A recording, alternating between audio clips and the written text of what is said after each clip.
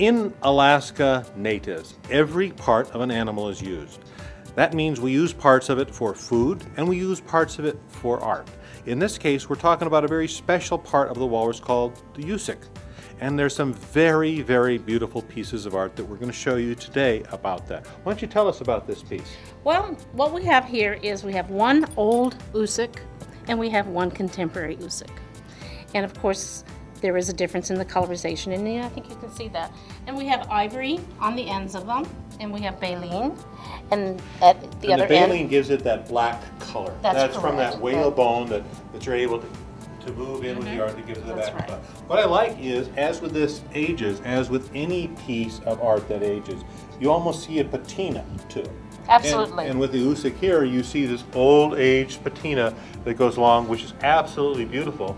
And this contemporary piece here will age also. How long do you think it'll take for that to age? Well, if it were out in the environment, being washed with the weather and everything, a lot quicker.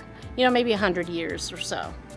Something in you and I's living room is definitely not going to get that same patina, but it will eventually change in color and texture. So how old is this piece from these?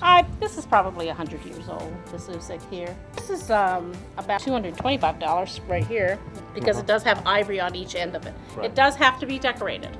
Right. Because of course this is part of the Right, the you walls. can't just take, like, you can't take a piece of ivory and give it to somebody. All of this has to be authentic Alaska That's right. native art, which they have done.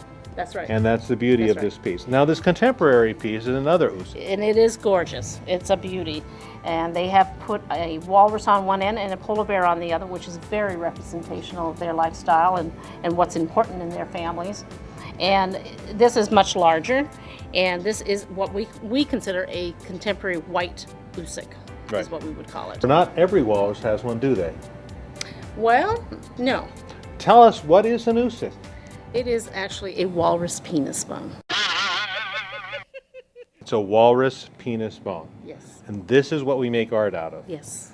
So when we talk about this, these are contemporary Alaska, I'm blushing. I'm a doctor, I'm blushing. These are contemporary Alaska artist pieces, which I own some. That's the usik. That just goes to prove Alaska natives use every bit of every part of every animal. Nothing's left out, not even the usik.